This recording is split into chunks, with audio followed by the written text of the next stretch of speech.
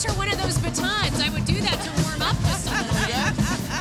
I just learned that Natalie can use the baton too. No, I said I would attempt to use it to warm up. Right. Welcome back to Orange Friday on the Fox 32 Plaza. We are so excited to be out here for another Orange Friday. And so excited to have the marching soul of Chicago State. So Lou, we are coming up on By halfway. the way, can I just say, I know it's Orange Friday, but I'm wearing my White Sox jacket. Thank you, General Manager Chris Getz, for finally making a move I am proud of.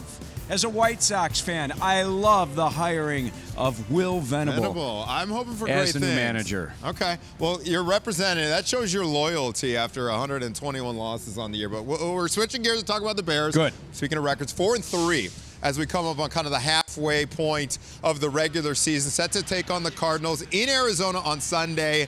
Let's break down this matchup, Lou. How do you feel about the team and how they stack up against the Cards? Well, it's been a drama-filled week, hasn't it? To say the least, yes. Coming off of Sunday's Hail Mary loss that just brought back bad nightmares of the Randall Cobb, Aaron Rodgers bomb back in 2013, or Mark Trestman kicking a field goal, trying to kick a field goal on second down in overtime.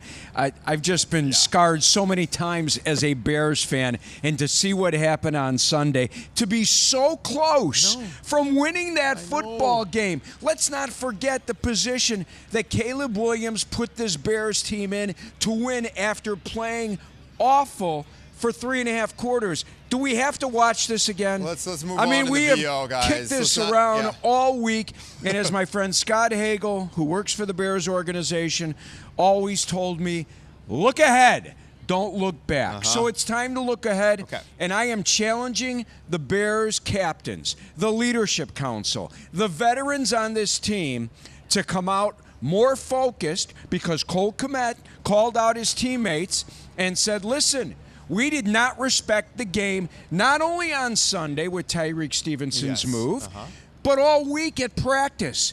Respect the game again. Come out. This is a better roster than the Arizona Cardinals. Show it to us. Okay. All right. So in terms of defense, there were some injuries last week. Brisker was out. Sweat was out. How is it? Are they? First of all, are they going to be back? And what do you see in terms of our defense matching up with their offense? All right, so that's a problem because Jaquan Brisker has not practiced yet, still suffering, sitting out in concussion protocol.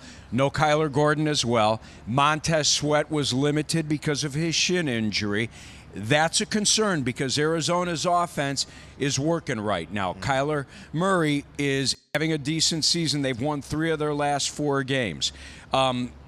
My greater worry is the Bears' offensive line, the health of that offensive line. Bill Murray on the offensive line on injured reserve. Tevin Jenkins didn't practice yesterday. Braxton Jones didn't practice. Not sure if he'll play. So it's a beat-up Bears offensive line. That's my greatest worry going into the game. Okay, all right. So the NFC North.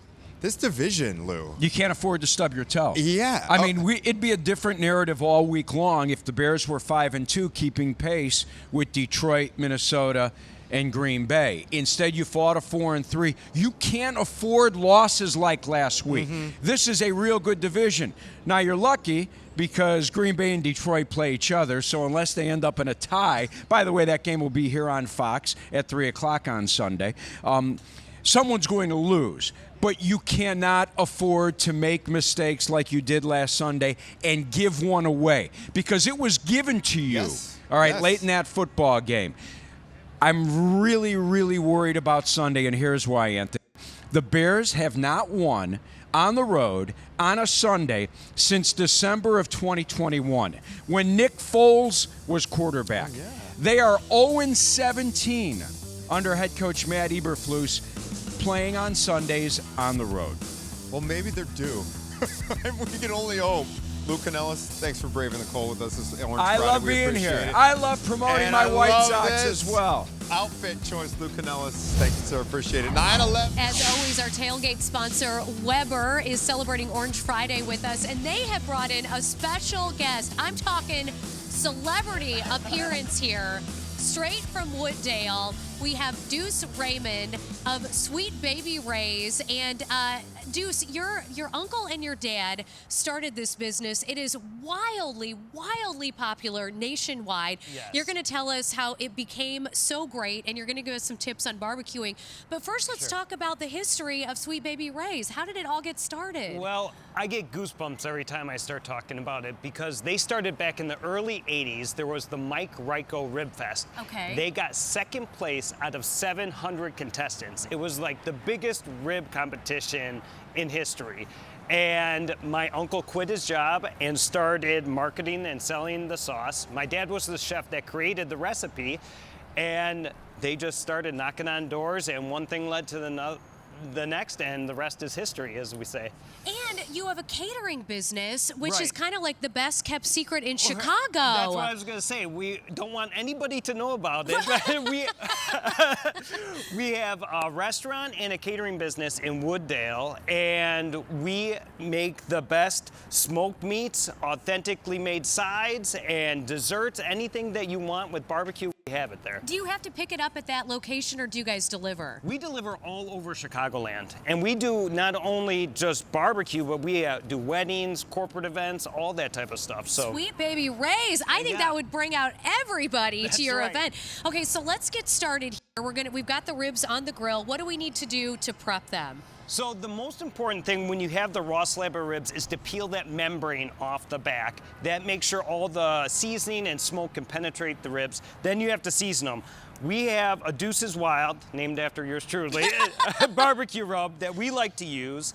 And then you smoke them low and slow. So you have the coals offset, 26 briquettes on each side of the Weber grill, the ribs down the middle, and about 2.5 to 3 hours till they're nice and tender. Okay, and then when do you know that they're ready? Because you want that fall off the bone situation. You don't want it where people are like prying it with a fork to That's get it right. off. So once the meat starts to pull away from the bone a little bit and the bone marrow is bubbly in the middle, that's when you know it's ready. And when do you put the sauce on it, or do you sprinkle it with more rub when it comes off? What do you do? So the sauce only comes in the last 10 minutes of the cooking because there's sugar in the sauce. You don't want that to burn, but you want it to get it nice and bubbly. So right at the end, 10 minutes over the coals, so you get some of that char flavor. That's my favorite. This is what barbecue is to me. Weber Grill, Sweet Baby Ray's, and baby back ribs. It does not get any better than that. It doesn't. It doesn't, and it smells so good. Tell us what other sauces you offer, because I'm familiar with this one. This is the one that I have in my fridge. This is what everybody knows. Sweet Baby Ray's original. My dad created that recipe, and then about 10 years ago, we started making our own regional sauces. So this is actually our most popular regional one, Alabama White Gold. It's actually a white barbecue sauce, mayonnaise, vinegar base. This goes phenomenal on chicken and turkey. Ooh. It's really, really good. You've got the rub that you discussed. Yep. What else did you bring in? Well, we have our baby back ribs here that we talked about. We have a smoked turkey. Thanksgiving is right around the corner, and we are taking orders. SweetBabyRaysCatering.com. There's an order form that's going to pop up right away. My favorite, burnt ends, creamy coleslaw, mac and cheese, banana pudding, and honey-kissed cornbread. The entire menu you brought it Let's in. do it. Deuce, thank you so much, my friend. You are welcome back anytime. Hi there, the whole West Side community has come out to celebrate Michele Clark High School. We're going to start off with a cheer from the Lady Eagles. Take it away.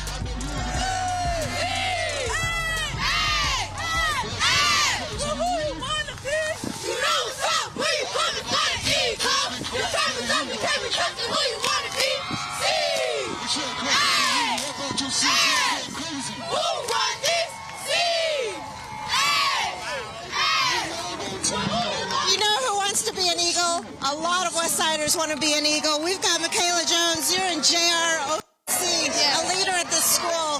What's it like for you? At the school, I think it's good for me. I love it. Everything about it is just good. The teachers, the staff, everybody. What do you plan to do at JROTC? I plan to just use this to learn, figure out things about myself. And also, I want to go into Air Force. I plan to use that to help me through that whole journey. See the world. Thank you so much. We've got Ariana Brandt. You're a flag football and you're a three-sport athlete. You must be a leader at the school. Yes. I like Michele Clark. Michele Clark have different opportunities, and being on the sports that make it seem like a great sister here. I always remember it's a great day to be an Eagle. Friend Franklin, you brought the little kids. I love that. Good morning. You have a partnership with the high school, but you have the little kids here on the field because you showed up. Yes, we do. Excited to be here today and partner with Michele Clark High School, George Leland, right across the street. We believe in community partnerships and just excited to be a part of today. Thank you. So, Commanders, the principal here is a really good influence on these kids. Yes, he is.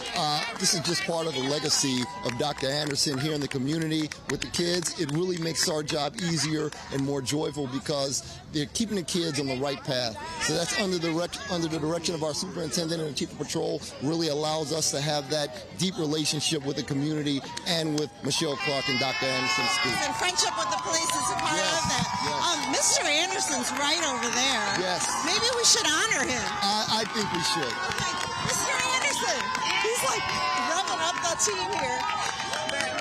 Oh, I'm sorry, I'm running around. You are. You're the man of the hour. People love what you're doing. The community's all here for you. Oh my God, you know what? Once again, this has got to be a school that is in the community and a part of the community. I would never work at a school that the community couldn't be a part of. So we're always looking at ways to get them involved in everything we do. Cheers to you. The 15th district has a special presentation just for you.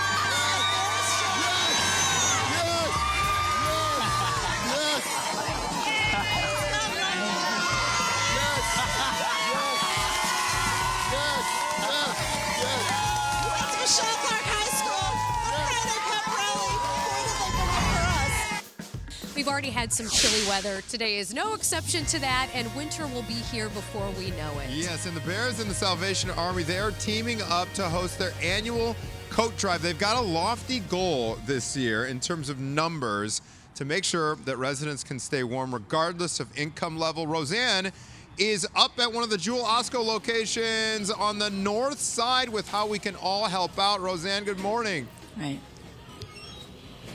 Good morning. We're just trying to spread the word. The 36th annual Chicago Bears coat drive is now underway. And look who we have. Jerry Azuma, former Chicago Bear, here with us this morning. Thank you for coming down. Thanks for having me. I appreciate it. So, unfortunately, the bin is empty, but it is early. We have just started. You've done this before. You've been involved in these, so you know that. Do people step up? Yes, people will definitely step up. It's the coat drive. It's that time of the year. It's all about giving back to the less fortunate in the community. And there's a good way to do that, and it's to drop off coats here at Jewel Osco and all Jewel Oscos in the Chicagoland area. That's right. You can go to any one of them, and these will fill up. They will fill up tremendously. I'm looking forward to it. Yeah. So, what do you get out of this when participating in all of these Bears activities? Yeah, it's all about helping the community. It's all about the community. I mean, Bear fans can basically come in with their jackets, and they can throw them in the bin, and they can help the less fortunate in the communities. Right. And as I said, you've been doing this for a while. You said you were still playing when you started your first coat drive, right? Yeah, when I first started back in '99 is my first coat drive, so with the help of Tony Medlin. So we've been doing it for a long time. 36 years is a long time. Right, and the Salvation Army tells me they're shooting for 20,000, so it has probably grown tremendously too. Huh? Yes, it has. Over the decades, they've brought in thousands of coats and jackets to help the community, so we're going to try to continue that and keep it going. Okay, the big appeal, what do you say to people? You can go to chicagobears.com for all the information on the coat drive, but if you're around a Jewel Osco and you have a coat, make sure you drop one off. Right. Thank you so much for coming down, taking the time to talk to us, and we hope everybody, it's getting cold, right? It's that time, so we hope you can spare an extra coat in your closet. We have Jason Lesnevich. We've come a long way, right? It's just nice to be able to say that. It's next Tuesday, Right, finally. So he is the Senior Director of Cultural Tourism at Choose Chicago, here to share a little bit of Chicago presidential history with us. And much of this I didn't know, so maybe it'll be a surprise to you at home as well. So Jason, to get started, what can you tell us about Abraham Lincoln's connection to Chicago? Well, of course, he's our most famous historical figure in Illinois, and there's so many monuments to Lincoln here that people may not know about. Of course, Lincoln Park is named after President Lincoln, and one of his most famous monuments is up there behind the History Museum. It's called the Standing Lincoln. He's rising out of his chair to give a speech. It's from 1887, one of the oldest Lincoln monuments in the country. And then, of course, visit the Chicago History Museum. They have a permanent exhibition on Lincoln that covers his election, his leadership during the Civil War, and his assassination. You could see his life mask that was made months before his assassination, and the bed he died in is on display there amongst other artifacts. And we have also some public spaces named after a president who came a little after him, right? Yeah, a couple of years after President Grant. Of course, Grant Park is named after our President Grant there. It's our front lawn. Great monuments there to Lincoln is in Grant Park, but if you want to see Grant's statue, you go up to Lincoln Park. So we like to confuse you a little bit there. There's the Grant statue right there. You could see it from Lakeshore Drive. But Grant Park is also, of course, where President Obama gave his victory speech there at Hutchinson Field in Grant Park. So great history there on our front lawn. And then just speaking of Obama, you want to head down to Hyde Park. You know, there's so much great history there. His presidential center will be opening soon in about a year. But, you know, you can visit the plaque where he had his first kiss with Michele. Yeah. He taught law there at the University of Chicago. Go to Valois Restaurant, one of the best places for breakfast. Good. Yes. So good. You can order off his menu, which he likes to eat. So lots of great Obama history here in Chicago. And visit the Art Institute. It was the place that him and Michele had their first date there at the Art Institute of Chicago. So they could rub off on us or something. Too. Right, exactly. If we want to run for office, maybe a good luck charm. Back to the menu. Do you know what his favorite dish was there? I've never been to that restaurant. You know what? I took a picture of it. I took a picture of the full. They have it laid out like his favorites of each thing, and I took a picture of it. Now I don't remember it, but I took a picture of it. Make sure you go over to Valois. You'll be able to see it. Yeah. I love that plug. And Election Day, you know, I know you probably don't know the answer to this, but make sure you stay tuned to Good Day Chicago, because on Tuesday, a lot of the local eateries have specials for people who voted. Yeah. And so we'll be sure to give you that list on Tuesday. Oh, that's a great incentive to get people out to vote. Isn't it? I'm gonna Yes. tell you. And you know what? Brown Sugar Bakery does the Obama cake. Oh. Yeah. So there's so much here. Yeah. So much here.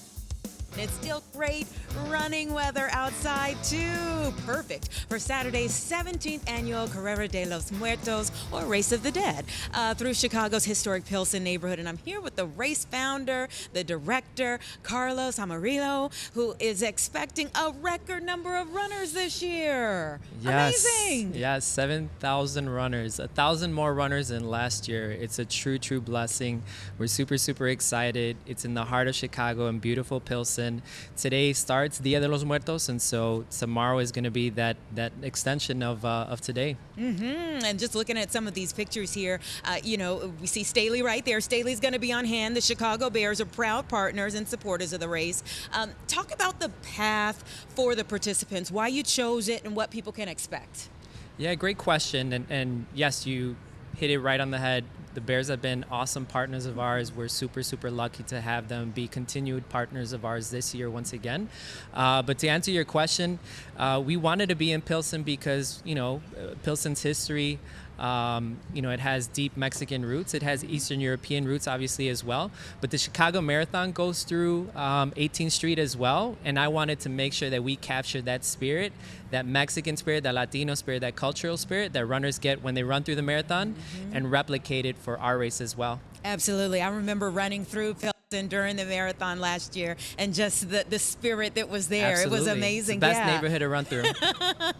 Okay, so you mentioned Dia de los Muertos. It is a significant holiday, you know, that's very somber, but at the same time, there's a lot going on this weekend as a part of it. How do you mold that into what you're doing, and what does it mean to you to create something like this? Man, it means everything to me, to be honest. You know, Dia de los Muertos, to your point, yes, it is somber. It's a day of remembrance, or days of remembrance, but it's also a celebration of life. And I think there's a lot of education that I think I want to continue to do to let folks know that, hey, this isn't something to be down about. It's something to look back on and your loved ones that have passed on and celebrate their and honor their past, honor their lives. And, putting this together here in Chicago, here in the United States, I think to me is very, very important because, as we continue to grow as a population here in this country, I think it's important to celebrate all the rich traditions that Latinos celebrate and pass them on to Americans and people outside of our community as well. Yeah, it brings so much. And you mentioned the fact that the memories, also new memories that it gets to, the people get to create through participating in it with their families. So you started this in 2007. Yes. You've come such a long way. The 5K Festival has since grown to become one of the premier races in the U.S. I love that. And the funds you raise have a special purpose. Yes. I was 17 years. I was 25 years old when I first created it, and I had no idea what I was doing back then. You're 25 now. Yes, well, thank you for that. Oh man, you got to come out next year. It's on me for sure. But yes, the funds go to what's called Girls Empowered, which is a leadership program, a confidence training program for 6th through 8th grade girls, and also high school girls in the inner city. And it's so crucial to raise funds for such an awesome program. In fact, the girls are going to be going to Hallis Hall pretty soon as well, that we're super, super excited for. And as I mentioned, the Bears are awesome for that. Okay, now do you still need volunteers? I know it's always great to come out and feel that energy when people are running and be a part of the cheer squad at the very least. At the very least, absolutely. We are sold out, but we encourage folks to come out tomorrow to Juarez High School in beautiful Pilsen. They can take in the festivities. They can cheer on the runners throughout the route. For more information, they can go to unoraceofthedead.org. And we hope to see everyone tomorrow. Well, we hope that everyone comes out. Thank you for what you bring to the Thank you. city. We love it, and we love to see how it's growing over the years. So best of luck to all the runners out there. It's going to be a memorable weekend for sure. You know what can warm you up? A little dancing, a little moving, okay? And they are back. We love to have the Marching Soul of Chicago back here on Orange Friday. They lit it up last year, and so we had to have them back here. And we're so glad that we could have them. The Chicago State University Drumline with none other than Professor Roxanne Stevenson. Thanks so much for being here. It's great to be here. Thanks for having us. Chicago State University started this marching band. I started in 2019, right before the pandemic. And after the pandemic, we put it back together, and so we're here to do a great job. You all are doing wonderful things, and this is going to be an especially special week ahead. I just came off of Hampton University's homecoming, so I know it's about to go up. All right, tell me about some of the things you have planned. We have great plans for the homecoming. This week we have the pep rally, which is going to be Monday. On Wednesday we play Howard University for soccer. Who? Howard. I'm playing. Yeah, right. Who are they? Right. That's what we're saying. So we're going to play Howard University in soccer. We have kind of a triple header on Saturday. We have the girls volleyball and the girls basketball and ladies basketball, and then we have the men's basketball team. And we also have Little Boosie is going to be performing, and Double LL and Kelly Katz. So they're going to be doing our big concert that Wednesday night, and then on Friday night we also have a big pep rally, and we have the Greek show that's going to happen. So much going on, and so many talented young people that you are, exposing to great things. But not only do you have great young people behind me here, but there are so many even younger people who are watching them and being inspired. Give some advice. If I'm a parent and I'm thinking, I want my kid to do that, or I'm a young person saying, I want to be just like that, I want to be a drum major, what do I need to do? So first you need to learn how to play an instrument. That's your best thing. So, trumpet, trombone, saxophone, just learn to play an instrument. You don't have to always be the greatest, but have a good time with it. One thing that I learned a long time ago is that you can be a musician for a lifetime. And I'll say you can blow a horn until your teeth fall out. But at least you have these options, and being an athlete is great too, but being a musician is wonderful. So get them started on instruments. They can start on anything, sax, trumpet, trombone, drums, and even piano, and that would give them the best start. and it helps go to school. And our students do not have to major in music in order to get scholarship money, but we have scholarships for band, and all you have to do is be able to play an instrument. We also have what we call the RISE program, where all freshmen get to come in free, free tuition, and we have the Aim High program for the state of Illinois students. So there's so many opportunities. We like to see as many students, check out Chicago State and make us your first choice. Excel. Okay, so are y'all ready to rock out? Am I taking them off of their discipline right now to ask them a question? No, they have it. They're they like, have it. They got it. all right, we're gonna take it away.